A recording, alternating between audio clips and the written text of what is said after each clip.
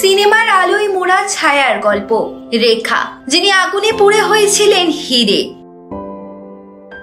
বলিউডের ঝলমলে পর্দার পেছনে কখনো কখনো লুকিয়ে থাকে এক নারীর কান্না, এক যোদ্ধার লড়াই। আজ যার গল্প বলবো তিনি শুধুই এক অভিনেত্রী নন, এক ইতিহাস, এক অগ্নিদীপ্ত প্রতীক। তার নাম রেখা। মাত্র 15 বছর বয়সে প্রথম ক্যামেরার সামনে দাঁড়িয়েছিলেন। ছবির নাম আনজানা সফর। কিন্তু সেটাই তার জীবনের সবচেয়ে অন্ধকার অধ্যায়ের সূচনা হয়। পরিচালক ও নায়কের পরিকল্পনায় সেই কিশোরী বয়সেই প্রথম হেনস্থার শিকার হন তিনি। চিত্রনাট্যের বাইরে গিয়ে রেখার ঠোঁটে তখন নায়কের জোর করে এঁকে দেওয়া চুম্বন। বুঝে ওঠার আগেই শোনা গেল কাট। চোখের কোণে তখন জল আসতে শুরু করেছে 18 বছরের সেই মেয়েটির। তবু তার কান্নার শব্দ কেউ শোনেনি। চোখের জল গিলে ফেলেছিলেন আলো ঝলমলে স্টুডিওর এক কোণে। সেদিন থেকেই জন্ম নেয় এক ফায়ার ওম্যান, যে নিজের দুঃখকেও সাজিয়ে তুলেছিল গ্ল্যামারের মঞ্চে। রেখা, যাকে সেলুলয়েড দেখেছে রহস্যময়ী মোহিনী হিসেবে, কিন্তু তার চোখের গভীরে ছিল এক অদম্য একাকিত্ব। মা পুষ্পাবলীর মৃত্যুর পর যেন ভেঙে পড়েছিলেন তিনি। মা ছিলেন তার ভরসার জায়গা, তার সৌন্দর্যের প্রেরণা।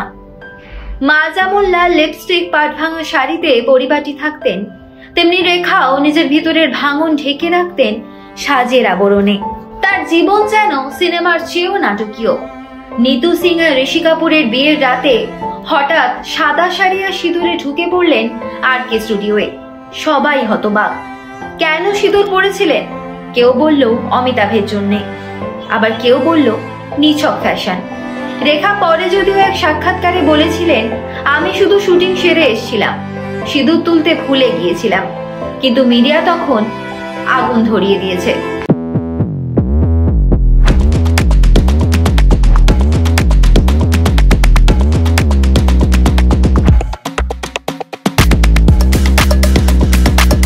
মিস্টার নটবরলাল সুহাগ, মুকান্দার কা সিকান্দার।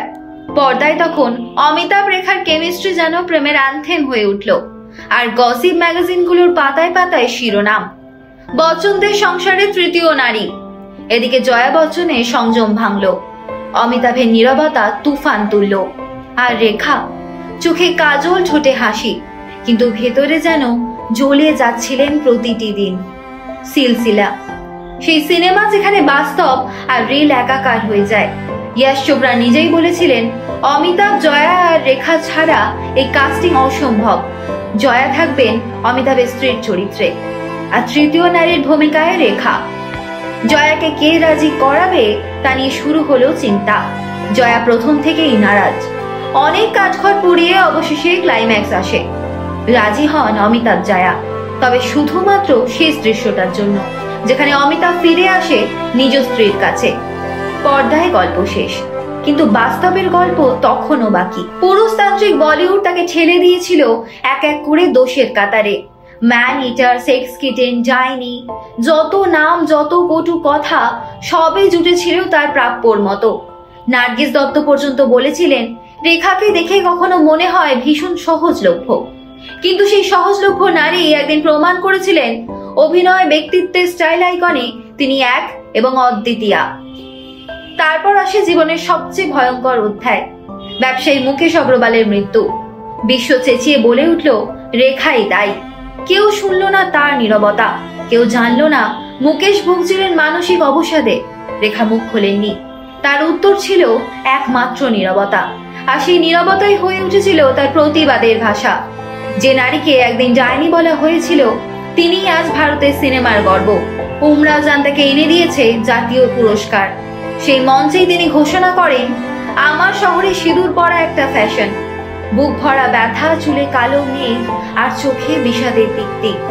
তবু মাথা উঁচু রেখেছিলেন রেখা। আজও বলিউডের করিডোরে তার হাসি প্রতিধ্বনি তোলে। প্রতিটি লাল টিপ যেন তার বিদ্রোহের প্রতীক।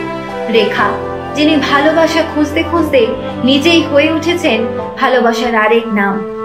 এক নারীর চোখের জলে তৈরি হয়েছে এক কিংবদন্তি, যিনি আগুনে পুড়ে আজও আকাশের সবচেয়ে উজ্জ্বল তারা হিসেবে রয়ে গেছেন।